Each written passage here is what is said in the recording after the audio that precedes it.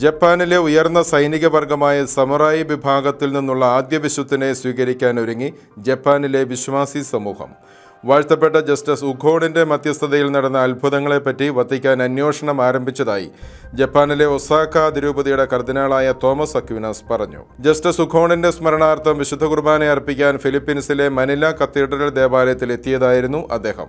അത്ഭുതം സ്ഥിരീകരിച്ചാൽ ആദ്യമായി സമറായിയായ ഒരാൾ കത്തോലിക്ക സഭയിൽ വിശുദ്ധ പദവിയിലേക്ക് ഉയർത്തപ്പെടും.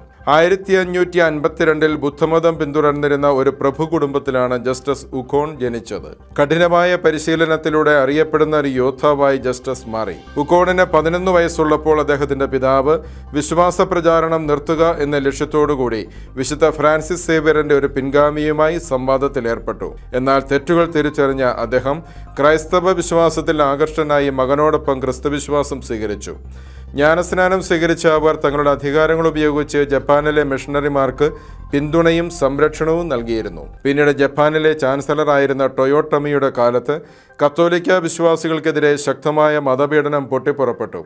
ഭരണാധികാരികൾ ഉഖോണിനെ വിശ്വാസം ഉപേക്ഷിക്കാൻ പ്രേരിപ്പിച്ചെങ്കിലും തൻ്റെ അധികാരങ്ങളും സ്വത്തുവകകളും ഉപേക്ഷിച്ച് ക്രിസ്തുവിലുള്ള വിശ്വാസത്തെ അയാൾ മുറുകെ പിടിക്കുകയായിരുന്നു. ഇതിൻ്റെ പേരിൽ 300ഓളം ക്രൈസ്തവരോടൊപ്പം നാടുകടത്തപ്പെട്ട അദ്ദേഹം 1615 ഫിലിപ്പീൻസിൽ വെച്ച് നാട്ടിൽ നേരിടേണ്ടി വന്ന ദുരിതങ്ങൾ സമ്മാനിച്ച അനാരോഗ്യം മൂലം മരണമടഞ്ഞു. 2016 ഉഖോണിന്റെ മരണം രക്തസാക്ഷിത്വമായി അംഗീകരിക്കുന്ന ഡിക്രിയിൽ ഫ്രാൻസിസ് പാപ്പ ഒപ്പുവെച്ചിരുന്നു.